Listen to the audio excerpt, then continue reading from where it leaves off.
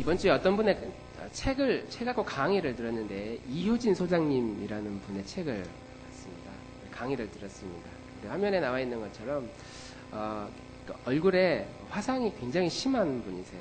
이야기를 들어보니까 18개월 때, 아기 때죠. 한 3살, 2살 때, 문을 열고 딱 나왔는데 넘어지면서 팔팔 끓던 주전자에 손을 짚었다는 거예요. 손 한쪽은 완전히 화상이고 얼굴도 굉장히 심해서 병원에 갔더니 얘는 못 산다고, 죽는다고. 그래서 일주일 동안 부모님이 낙심해서 죽기만을 기다렸는데, 그래서 제대로 치료도 못했는데 살아난 거예요. 죽지 않고. 네, 저 사진은 아니에요, 아직. 네.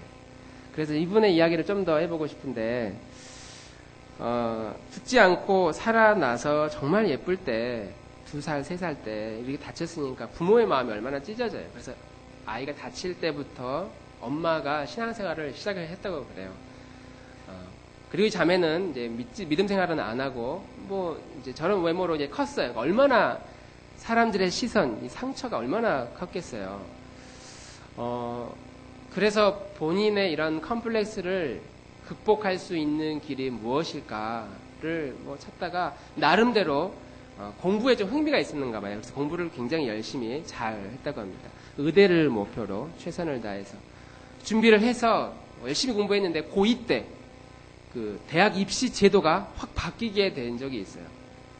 네, 학력평가에서 수능으로 바뀌면서 자기는 암기, 죽어라 외워가지고 막 머릿속에 다 해서 입력하면 출력이 되도록 공부를 했는데, 이 수능은 또 그게 다르잖아요. 그러면서 이 전국 그 성적이 중위권으로 확 떨어진 거예요. 적응이 안 되니까요. 저도 그런 피해자 중에 한 사람이라고 볼 수 있는데, 고2 때 바뀌어가지고. 사실 피해자는 아니고 혜택을 본 것 같긴 합니다. 저는 암기 과목을 너무 못했기 때문에. 어쨌든 그래서 이분이 저랑 같은 나이구나, 동기구나 이런 생각도 했는데, 그래서 이분이 이제 의대를 목표로 했다가 안 됐어요. 의대는 아니구나. 그래서 서울에 있는 인테리어 할 수 있는 디자인 계열의 대학으로 이제 진학을 하게 됩니다. 이때까지만 해도 이분이 지금은 인테리어 건축 연구소, 건축 사무소를 운영하고 계시는데, 이 소장님이 이때까지만 해도 예수님을 안 믿고 이 시대를 보냈어요. 그 사이에 얼마나 죽고 싶은 일이 얼마나 많이 있겠어요. 자살 시도도 많이 하고 그렇게 괴로움 속에 살다가 본인이 28살 때 자기를 위해 그렇게 믿고 기도해줬던 엄마가 교통사고로 이 세상을 떠나게 돼요. 그리고 여러 가지 이유들이 있지만 그 이후에 이것이 계기가 돼서 우연찮게 참석한 한 예배에서 은혜를 받고 하나님을 깊이 만나요. 그래서 그때부터 신앙생활을 하게 됩니다. 그리고 이제 나서 신앙생활을 하면서 겪었던 여러 이야기들을 쭉 풀어놓는데 책도 썼어요. 이 책 이름이 내 약함을 자랑하라. 자기 자신의 과거에 있는 이런 상처나 이 약함들이 얼마나 컴플렉스였겠어요. 그런데 하나님을 만나고 나니까 이것이 전혀 문제가 되지 않고 오히려 이것 때문에 내가 하나님을 배울 수 있었다는 사실을 믿음을 경험하고 나서 깨닫게 되는 거예요. 그리고 나서 이제 좋은 일들을 참 많이 합니다. 사회적으로도 어느 정도 성공한 자리에 올라가고, 또 여러 가지 NGO 단체도 많이 돕고, 사회에 연약한 사람들을 돕는 일들을 참 많이 하세요. 우리 사진 하나 넘겨보면 우리 이분은 많이 아시잖아요. 이지선 씨는 많이 아시잖아요. 이분도 말도 못하는 어려움들을 많이 겪었죠. 그런데 이 두 분의 공통점 중에 하나가, 다시 옛날로 돌아갈 수 있다면 어떻게 하겠냐고 질문을 하면 자기는 지금이 훨씬 더 행복하고 지금이 좋다고. 우리 같으면 대부분 지금 어떤 고난을 가지고 있는, 아픔을 가지고 있는 사람들에게 물어보면 옛날로 돌아가고 싶어 하잖아요.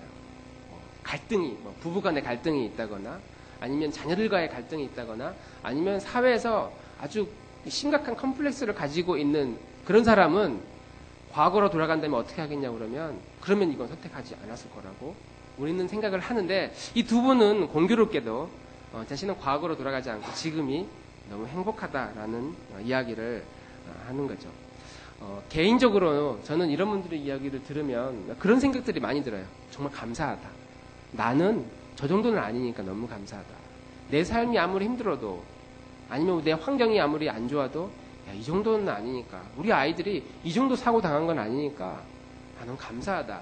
이런 식으로 우리들은 저들 비롯해서 우리들은 생각을 해요. 비교해가지고 상대적으로 이런 분에 비해서 나는 저 정도는 아니니까 이렇게 비교해서 얻는 안심, 안도감을 우리는 갖는다는 거죠. 이게 과연 건강한 거냐? 이게 과연 정상이냐? 사실 이분들이 이런 은혜를 받기 전에 자기의 그 외모를 커버하기 위해서 얼마나 많은 노력을 했겠어요. 수술도 수차례 했을 것이고 안경도 쓰고 모자도 뒤집어 쓰고 얼굴도 가리고 마스크도 쓰고 다니고 우리는 일반적으로 이렇게 약점을 가리느라 많은 에너지를 소모하며 살아갑니다. 이분들은 지금 가리지 않거든요. 그런데 우리들을 보면 비교해서 얻는 난 이 정도는 아니니까 라는 위안을 받지만 사실 우리들이 가지고 있는 저와 이 자리에 앉아 계신 우리 성도님들이 가지고 있는 각자의 약점들 남들에게 말하지 못하지만 혹은 알고 있어도 해결할 수 없는 각자의 약함들이 있어요. 각자 가지고 있는 고통들이 있다는 거죠. 뭐 열등감일 수도 있고 뭐 상처일 수도 있고 우리 일평생의 삶이 뭐냐면 이제 그거를 메꾸느라 많은 에너지를 소모하는 거예요. 자기가 못하는 부분들을 감추느라 사람들에게 드러나지 않도록. 그래서 대표적인 게 우리 여성분들 열심히 이렇게 하잖아요. 아침마다 이렇게 막 하시잖아요. 가리는 거 아니겠어요? 이건 진짜 제가 대학교 MT를 갔을 때 있었던 일인데 동기 중에 유독 화장을 진하게 하는 동기가 한 명 있었어요. 수업 시간에 딱 만나면 정말 제 친구가 내 친구 맞아 할 정도로 누나라고 불러야 될 정도로 얼굴을 정말 하얗게 거의 우리 전도사님 신부 화장하는 것처럼 얼굴을 하고 다녀요. 립스틱 쫙 하고 MT를 갔는데 MT 갈 때도 역시 그런 외모를 가지고 왔어요. 그래서 이쁘게 하고 온 건 뭐가 문제예요. 그래서 막 이제 같이 이제 놀고 저녁 먹고 아침에 딱 눈을 떴는데 깜짝 놀랐어요. 어제 그 모습 그대로 앉아 있는 거예요. 화장 그대로. 그래서 내가 야 어제 너무 늦게 자서 안 씻고 잤나 보다 그랬더니 옆에 있는 친구가 야 새벽 4시에 일어나가지고 화장하더라. 그래서 제가 와 정말 그럴 수도 있구나. 그럴 수도 있구나. 밤늦게까지 서로 놀고 또 저는 일반대 다녔으니까 친구들 막 마시고 그러면 얼마나 피곤해요. 그냥 보통 막 떡이 돼서 자잖아요. 뭐 대학생 가면 MT 가봤지? 우리 1학년? 왜 모르는 것처럼 밤새도록 막 으아 하면서 막 그렇지 의사나? 근데 일반적으로 여학생들이 뭐 완벽한 생얼은 아니어도 뭐 이렇게 좀 하거든요. 그런데 완벽한 화장을 하고 립스틱까지 싹 칠하고 딱 눈을 떴는데 그런 모습을 하고 있어서 정말 놀랐어요. 저렇게 감추고 싶어하는 비밀이 자매들에게는 있나 보다라는 생각을 했습니다. 꼭 뭐 화장이 뭘 감춘다기보다는 예쁘게 보이기 위해서 있는 모습보다는 좀 더 낫게 보이기 위해서 우리가 뭐 사람마다 정도의 차이는 있지만 화장을 많이 하기도 하고 적게 하기도 하고 그렇게 합니다. 뭐 화장만 그러겠어요. 우리 신발 살 때 그 신발 굽 보면서 막 생각하잖아요. 너무 작게 보이는 거 아닐까? 막 높이잖아요. 최대한. 그리고 꼭 보이는 굽이 아니라 그 신발 안에 있는 깊고도 높은 뭐 깔창 막 이런 것도 좀 더 크게 보이기 위해서 우리를 그렇게 꾸밉니다. 뭐 브랜드, 명품.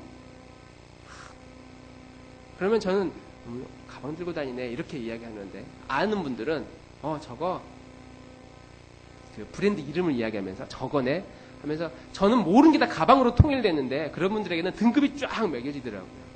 뭐 그런 명품이나 이런 브랜드 아니면 우리가 일주일 동안 나를 좀 그럴듯하게 보이기 위해서 열심히 좋은 학점을 받으면 교수님께 인정받으면 뭐 친구들에게 장학금도 받으면 내 자신의 가치가 죄송합니다.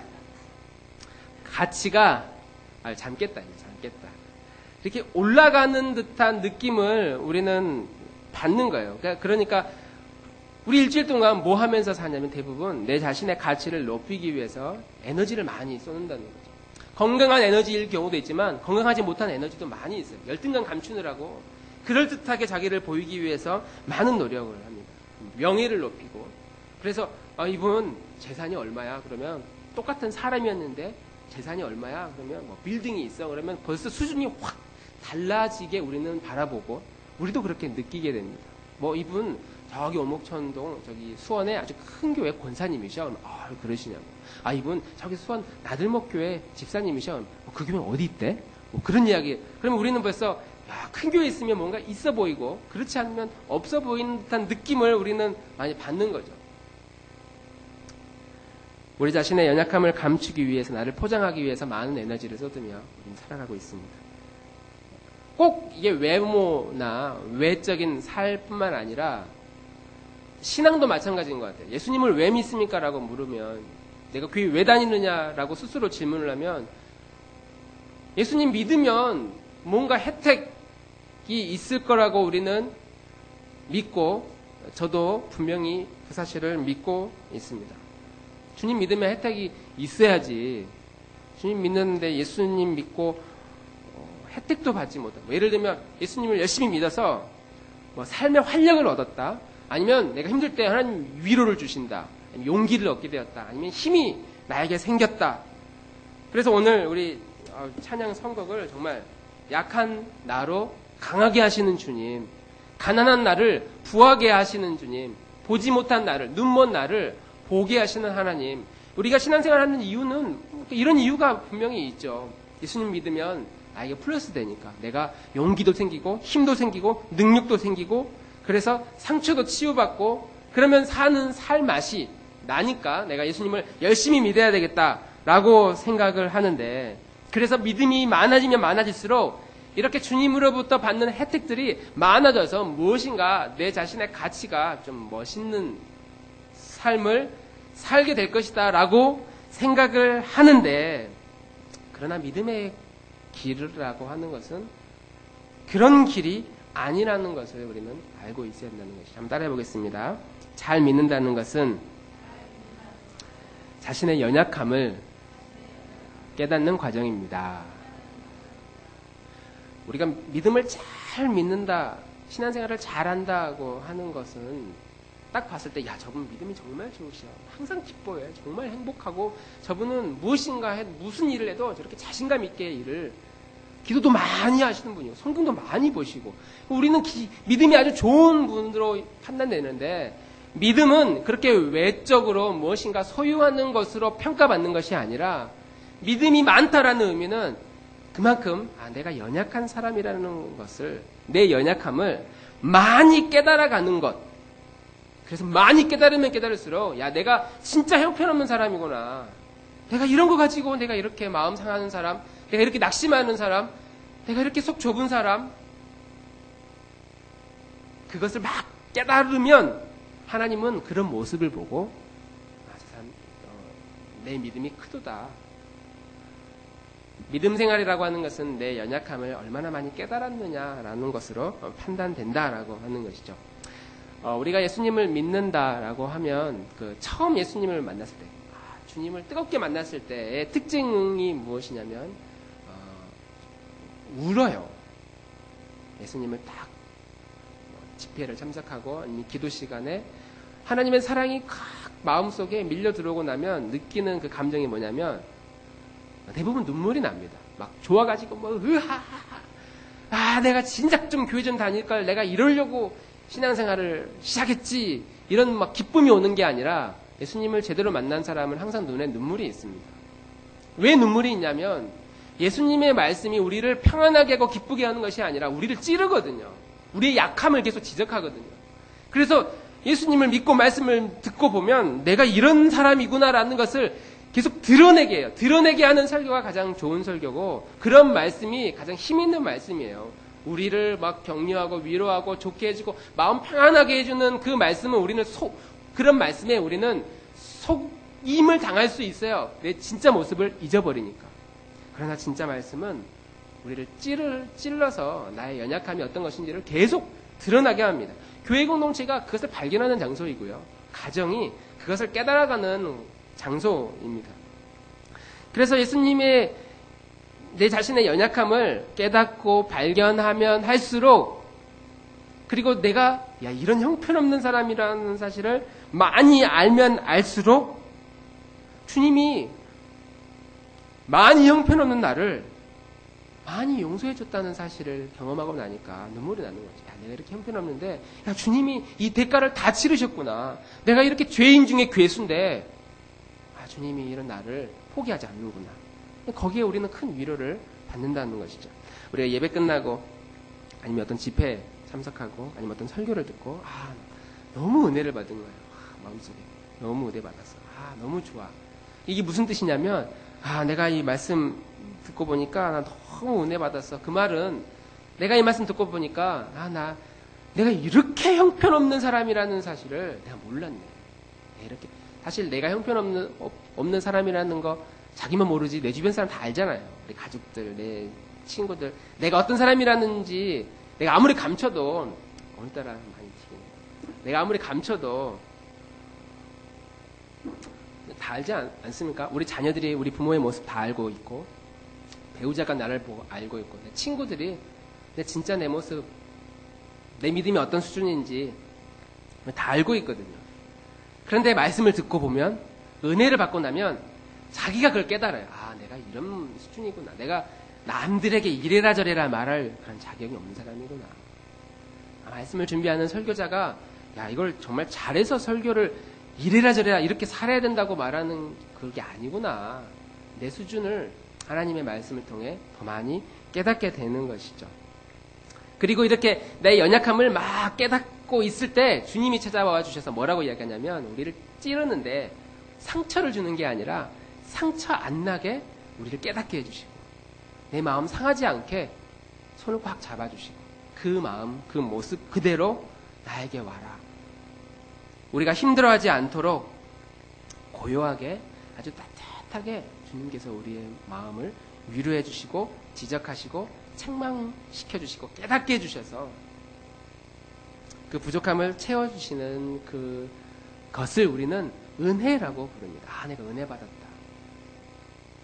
그래서 예수님을 처음 믿을 때도 그 은혜를 생각해서 눈물이 나는데 그 이후에 또 은혜 받을 때 있잖아요. 처음 믿을 때 말고 살다 보면 아무리 강박한 도리여도 어쩌다 하나님이 마음을 만져주셔서 그래 하면서 은혜 받을 때가 있어요. 내가 이렇게 연약하지.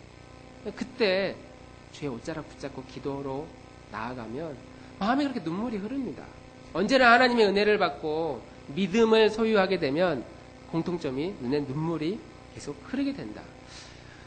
왜 그런가 봤더니 왜 예수님 믿으면 강해져야지, 용기가 생기고 힘이 생겨야지, 왜 이렇게 더 많은 연약함을 깨달아갑니까? 왜 그러냐면 예수님을 믿는다라는 그 시간의 흐름 안에 우리도 살고 있잖아요. 한 살 한 살 나이도 먹고 학년도 많아지고 그러면서 환경도 바뀌고 청년이었다가 결혼도 하고 장년이었다가 아이도 낳고 그러면서 점점 중년, 갱년, 노년 이렇게 나이를 점점 먹어가는 거죠. 그런데 이렇게 성장하면 성장할수록 세월이 흐르면 흐를수록 우리 자신이 이 세상에 대해서 자신감을 갖게 되고 막 용기가 생기는 것이 아니라 점점 더 자신감을 잃어가는 것이 우리의 모습 아니겠어요? 경험이 풍부해지면 내 이 경험 가지고 내 미래, 내 노후 괜찮아 하면서 막 확신 있게 달려가는 것이 아니라 살면 살수록 너무 힘든 게 이 세상 일인 것 같고 경험이 많아지면 많아질수록 내가 이러려고 지금껏 살아왔나 자신감이 생기는 것이 아니라 자괴감이 생기는 그런 모습이 우리의 인생입니다. 내가 이러려고 내가 엄마가 됐나 아빠가 됐나 내가 이러려고 내가 취업했나 내가 이러려고 신앙생활을 했나 내 모습이 이렇구나. 우리는 이런 약점들을 계속해서 알게 되고 경험하게 됩니다. 그리고 그렇게 세월이 흐를수록 더 많은 연약함을 깨닫게 될 때 주님이 계속 찾아와요. 우리에게. 그래서 내 모든 시험 무거운 죄를 주 예수 앞에 아뢰이면 근심에 쌓인 날 돌아보사 내 근심 모두 맡으시네. 내 모든 시험 무거운 짐을 내 모든 괴로움 닥치는 환난 내 짐이 점점 무거워질 때 주님이 와서 위로해 주시고 격려해 주시고 돌보아 주시고 이걸 싸매해 주시는 것이 믿음과 신앙생활의 원리다라고 하는 것이죠. 그럼 세월이 지나가면서 이것이 무조건 해결되느냐? 내 모든 시험 무거운 짐 이걸 주 예수 앞에 아뢰일 때에 계속 우리를 이렇게 지켜보고 있다가 막 힘에 겨워서 막 죽으려고 하고 넘어지려고 하는 순간에도 주님의 시선은 우리를 향해 계속 있다가 그때 우리가 이렇게 힐끗 너무 힘들다. 주님을 바라볼 때에 주님이 한 번도 우리를 놓치지 않고 주님의 시선으로 우리를 계속 보고 있을 때 우리는 주님을 쳐다보고 주님 거기 계시네요 하면서 그냥 가는 길이 아니라 주 예수 앞에 와서 주님께 아래에 있는 모습, 그것을 성경은 믿음이라고 이야기를 합니다. 내가 이렇게 무겁고 힘이 드니까 주님 도와주십시오. 주님께 아래에 있는 모습. 그래서 신앙생활이라고 하는 것은, 믿음생활이라고 하는 것은 믿음이 많아질수록 자신감과 용기와 희망과 능력이 생기는 것이 아니다. 내 주변에 그런 사람들이 있으면 진짜 그런 모습이라면 자세히 들여다보면 그 안에 정말 겸손하고 자신의 연약함을 고백하는 그 모습이 있거나, 만약 그런 모습이 없으면 의심해봐야 되는 믿음이라는 거죠. 본성상 자신만만해하고 용기가 많고 매사에 긍정적인, 그냥 기질적으로 아주 밝아 보이는 사람이 믿음 좋은 사람이 아닐 수 있다라고 하는 겁니다. 오늘 본문의 시인이 이제 그런 고백을 하고 있어요. 39편 1절에 이렇게 이야기합니다. 사실 약한데 약하지 않는 척하느라 굉장히 힘들어요. 우리 1절 한번 읽어보겠습니다. 시작.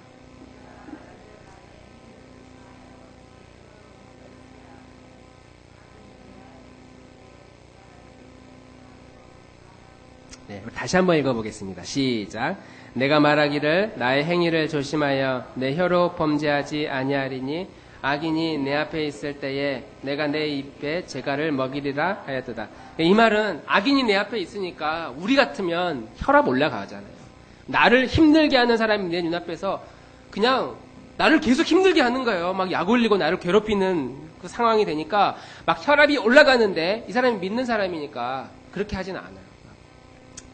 그래서 내가 손으로 내가 못 죽여도 속으로 막 죽이고 싶은, 티는 안 내지만 막 혈압이 올라가고 분노하려고 할 때에 무엇을 하고 하냐면 내 입에 재갈을 먹이는 거예요. 내가 차라리 말을 하지 않는다. 내가 말하면 괜히 말해가지고 너 힘들고 나 힘들고 서로 괴로워하느니 내가 그래도 믿음 생활하는 집사인데 권사인데 내가 참자 하면서 입에 재갈을 물리고 침묵에 들어갑니다. 그러자 어떻게 되냐면 2절에 이렇게 이야기를 합니다. 2절 함께 읽게요. 시작. 내가 잠잠하여 선한 말도 하지 아니하니 나의 근심이 더 심하도다. 우리 성도님들도 이런 경험 참 많이 있을 거예요. 참았는데 이게 속에서 화병이 생기고 열불이 나는 거예요. 그래서 이렇게 침묵하다 보니까 뭐까지 안 하게 되냐면 선한 일까지 하지 않게 되는, 모든 게 다 귀찮아지는, 상대방에게 선을 베풀어야 되는데 내가 너를 그냥 죽이지는 못해도 내가 선하게 행동하지는 못해요. 마음에 분노가 있어가지고 막 때려 죽이고 싶은데 죄 지으면 안 되니까 내가 참는다.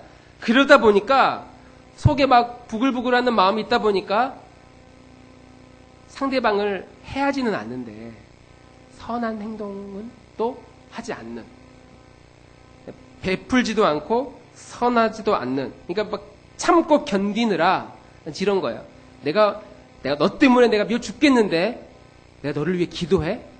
기도도 선한 행동도 하지 않고 섬기지도 않고 봉사하지도 않고, 우리 신앙으로 치면 우리 열심히 믿음 생활 할 때 전도도 해야 되거든요. 봉사도 많이 해야 되고 성경도 봐야 되고 이런 선한 것 다 해야 되는데 내 안에 차오르는 것 견디다 보니까 거기에 너무 집중하는 나머지 믿는 성도로서 우리가 해야 될 모든 일들을 다 포기해버리는 거예요. 계속 자기만 생각하는 거예요. 내 안에 막 이렇게 불이 있는데 이거를 참아내리느라 내 꿈, 내 소망, 내 마음속에 하고 싶은 일만 생각하느라 정말 우리 그리스도인들이 해야 될 선한 행위에 대해서는 우리는 막 그냥 그거는 남 이야기야. 그건 두 번째. 그래서 나의 근심이 더 심하도다. 그래서 점점 더 괴로워지는 거예요. 믿음대로 잘하지 않고. 그렇다고 막 저 미운 사람을 향해 무엇이라고 할 수도 없고. 그래서 3절에 이런 고백을 합니다. 3절 시작. 내 마음이 내 속에서 뜨거워서 작은 소리로 읊조릴 때에 불이 붙으니 나의 혀로 말하기를. 너무 참을 수 없는 분노가 내 안에 있는데 괴로운 갈등이 있고 비난이 있는데, 비난하는 마음이 있는데 이것을 안 하고 꾹 참고 있을 때에 왜 참느냐? 왜 참느냐? 아니, 성경에서 인내하라고 그랬으니까 내가 참는 거야. 주님이 이렇게 참고 인내하는 모습을 보면, 그리고 그런 나 자신을 보면 사실 기특하거든요. 미운 사람을 향해 나 너 미워 죽겠어 라고 말하지 않고, 내가 너를 사랑하지는 않지만 내가 미워하지는 않는다 라고 하면서 선한 말도 포기한 채 거리를 두고 있으면 나름대로 자기 자신이 지금 견디고 있다고 생각을 하고 있거든요. 그리고 이것을 내가 선한 고난이라고 생각하면서 이 고난을 잘 견뎌야지라고 생각을 하는데, 사실 내 마음속에는 불화살 같은, 그래서 우리 이제 부부 간에 아니면 뭐 친구 간에 정말 쌓이고 쌓였는데 누군가 한번 툭 건드리면 나도 모르게 튀어나오는 말 한마디 있잖아요.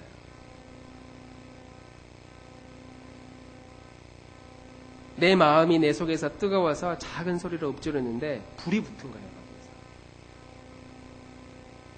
사실 내가 잘 참고 있는 줄 알았는데, 잘 견디고 있는 줄 알았는데 속마음은 다 망가져버린 상태가 된 채로 그렇게 살고 있는 겁니다. 우리를 분노하게 하는 모든 상황들을 우리가 만났을 때 나는 괜찮다. 아이 뭐 믿음으로 살아야지. 내가 교회 집사인데, 내가 권사인데, 내가 교회 목사인데 괜찮아 라고 우리가 생각하면서 사는 생각을 했는데, 실제로 우리 안에, 내 안에 불이 있는 거예요. 견디지 못하는 불이 내 안에 쏟아져 나오는 겁니다. 우리가 보통 믿음 생활이라고 하는 것은 이런 식으로 내 안에 속마음을 계속 감추면서 가리면서 살고 있는 것이 아닐까. 내가 연약하지 않은 척, 나 괜찮은 척, 나 거짓 행동 안 하는 척, 선한 척, 믿음 생활 잘하고 있는 척 하면서 살고 있는데, 실제로는 가면이란, 나를 가리고 있는 가면이라고 하는 것이죠. 그러면 그 불같은 마음을 다 쏟아내야 됩니까? 그 이야기를 하는 것이 아니에요. 내 모습이 그런 상태였을 때 우리가 어떻게 반응하냐면 선한 행위가 나오지 않는다라고 하는 겁니다. 그 말은 하나님 앞에 어떤 중요한 결정을 내려야 될 때 분별력이 없어요. 선한 마음이 없으니까. 어떤 중요한 말을 해야 될 상황에서 우선순위를 결정하지를 못합니다. 하나님이 무엇을 기뻐하실까 판단을 못해요. 판단을 내려도 이거 하나님이 기뻐하지. 그런데도 내 마음은 아니야. 나는 참고 있는 걸, 난 견디고 있는 걸, 난 믿음 생활하면서 나 이렇게 인내하고 있으니까 이 정도는 괜찮을 거야 라고 하면서 이것을 나의 의로 포장을 하고, 정말 하나님이 원하시는 삶에 대해서는 우선순위를 제대로 결정 내리지 못하게 된다라고 하는 겁니다. 그래서 막 휩쓸려서 사는 거예요. 바람이 불면 바람에 휩쓸리고, 일이 많으면 많은 일에 휩쓸려 살고, 바쁘면 바쁘게 살고. 그래서 하나님이 무엇을 원하실까? 이런 선한 일 우리는 잊어버린 채 살아가요. 우리 일주일 동안 성도님들의 삶에 어떤 일이 있었는지 한번 생각을 해보십시오. 대부분 우리 다 이렇게 살아왔습니다. 일주일 동안 이 일은 정말 하나님이 기뻐하셨을 것 같다. 하나님이 정말 원하시는 일이셨어. 내가 그걸 했다. 우리 일주일 동안 얼마나 그런 일들을 찾으면서 순종하면서 사셨어요. 내가 해왔던 이 중에 하나님이 이건 정말 기뻐하실 거야. 그런 일이 몇 개나 있었습니까? 우리 삶에. 우리는 터뜨릴 수 있는 그 화상 같은, 폭발할 수 있는 그것을 억눌러 가지고 견디는 거예요. 그냥 믿음으로 이렇게 포장해서 나 믿음 생활을, 성경에도 그렇게 참으라고 그랬으니까 내가 견뎌야지. 이 어려운 환경, 이 불안한 환경 괜찮아, 잘할 수 있을 거야. 하나님이 함께 하셔. 이렇게 좋은 말로 나를 덮어낼 때에, 그러나 속은 불쑥불쑥 내 안에 분노가 신앙의 모습으로 아니면 부적절한 모습으로 사람에게, 환경에게 내 안에 그 분노가 있다는 것을 우리는 부인할 수 없습니다. 그래서 시인이 4절에 이렇게 고백을 해요. 4절 함께 읽어보겠습니다. 시작.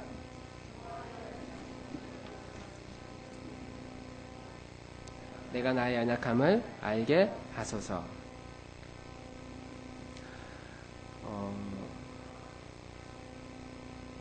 내 안에 불같은 마음이 있을 때 이 시인이 무슨 고백을 하냐면, 주님, 제가 연약합니다. 나의 연약함을 알게 해주십시오. 내가 지금 이런 상태라는 사실을 깨닫게 해달라는 기도를 시인이 하고 있는 거죠.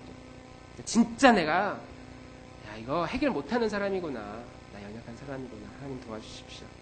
그러면서 주여 이제 내가 무엇을 바라리요? 나의 소망은 주께 있습니다.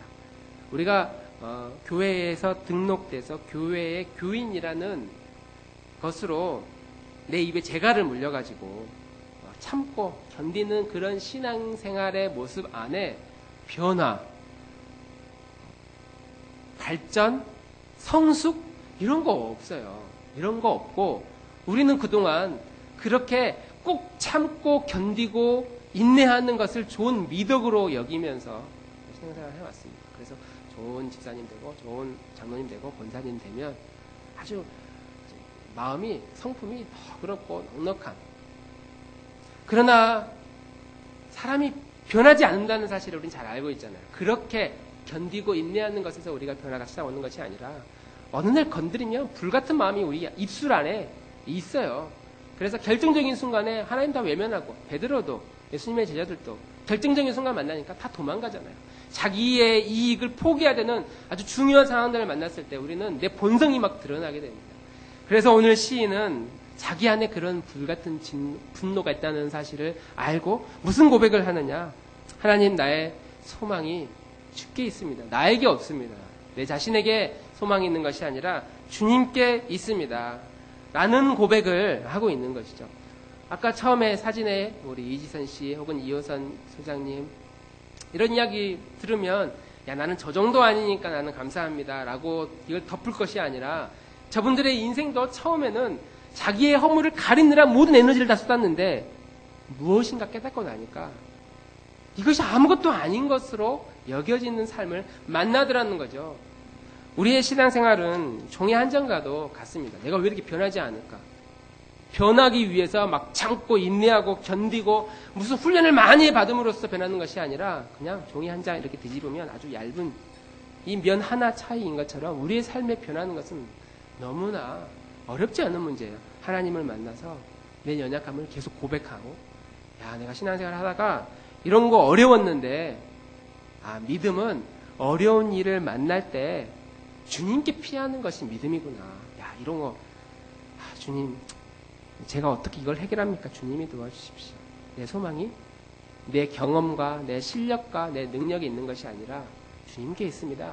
이것을 계속해서 고백하면서 신앙생활을 해나가는 것, 믿음이라는 건 내가 하나님 앞에 얼마나 무능한 존재인가를 계속해서 깨달아 나가는 것이 참된 믿음이다라고 하는 것이죠. 우리 성도님들 주일에 설교 한번 듣고 나면 이거 다시 듣는 거 참 쉽지 않죠. 제가 자주 보는 건 아닌데 얼마나 들을까 찾아봤어요. 제가 지난주에 설교, 참고로 지난주에 설교가 그렇게 길지는, 좀 길었나요? 설교가 조회수를 한번 봤어요. 처음 봤어요. 그래서 일단 우리 교인들이 전체 다 듣는 건 아니구나. 원동현 박사님 강의는 제가 좀 워낙 강조를 많이 해서, 그리고 한 번, 1년이 아니라 우리 교회에 앞으로 다시는 오지 못할 분을 저희가 모셨어요. 그분이 거의 대학 총장급이세요. 강의할 때 얼핏 하신 말 기억 못 하시죠? 내가 여기 올 군번이 아니라는 거 아시죠? 그 이야기 기억나십니까? 그러니까 저를 보고 저와 관계가 있어서 부탁을 받고 시간 내서 모신 분이시거든요. 그러니까 저는 그분의 교육과 가치관에 대해서 굉장히 공감을 하고, 이걸 우리가 좀 잘 소화를 해서 정말 좋은 사람이 좀 돼보고 싶다. 오늘 이런 연약함을 깨달아가는 이런 모든 과정이 그런 관점하고 이렇게 같은 맥락이거든요. 강의를 다시 들어보는 거, 자기가 정말 연약하다라는 사실을 깨닫지 못한 사람은 다시 듣는 거 어렵습니다. 내가 연약한 사람, 그래서 나는 귀가 막혀있고 난 머리가 돌이야. 나는 한번 들어도 이해 못해. 나는 예배 때마다 이 무거운 눈꺼풀을 감당을 못해가지고 너무 힘들어. 그런 사람은 설교 다시 듣죠. 강의 다시 듣고. 나는 다시 들어봐야 돼. 그래야 내가 좀 정신을 차려. 깨달아. 이런 사람의 설교를 다시 듣지. 나는 예배 때 집중해서 한 번도 존 적이 없고 나는 한 번 딱 들으면 그것으로 심지어 메모까지 해가면서 열심히 들은 난 할 일이 많고 주중에 바빠. 시간이 없어. 그런 성도들은 설교 다시 못 듣습니다.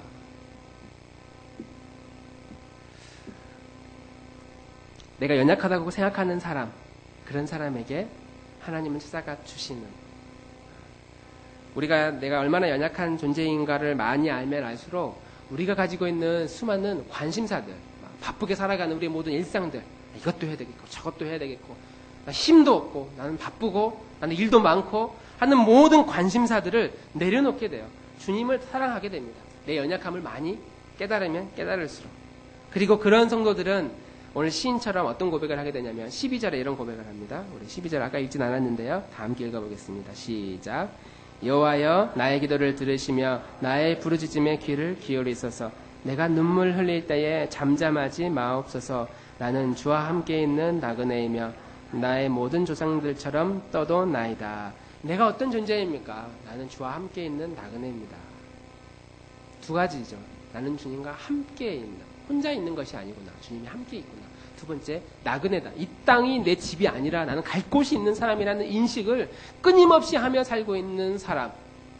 그 사람에게 내 연약함을 깨달아 가면 갈수록 주님이 이걸 다 채워주신다는데, 주님이 다 갚아주신다는데, 이 땅에서 많은 것을 누리지 못할 때 내가 갈 집은 따로 있다는 확신을 가지고 있다면, 우리가 이 땅에서 참된 믿음 생활을 하기 위해 내 연약함을 깨달아가는 것이 나를 무기력하는 것이 아니라, 우울하게 만드는 것이 아니라 오히려 우리의 소망이 주께 있음을 우리를 이끌어가는 그런 길이 되는 줄 믿습니다. 할렐루야. 다락방 모임 2번 남았습니다. 2번 하면서요, 그런 이야기들을 나누셔야 돼요. 내가 잘하고 뭐 좋은 거 이런 거 나누는 것도 물론 감사하지만 진짜 내가 형편없이 못하는 거, 내 속 안에 내가 이런 아픔이 있고 이런 갈등이 있다는 거 드러내고, 내가 이렇게 연약한 존재라는 거 하나님이 세우신 가정 안에서, 교회 공동체 안에서 이것을 끊임없이 나눌 수 있는 그 모습, 그런 마음을 가질 때 하나님께서 다락방 공동체를, 교회 공동체를 축복해 주시고 그것이 가장 건강한 공동체다라고 하는 것이죠. 우리의 소망이 이 땅에 있고 주님께 있고 하늘에 있고, 그래서 나는 주님과 함께하는 나그네입니다라는 고백을 하는 우리 교우들이 되기를 주님의 이름으로 축원합니다.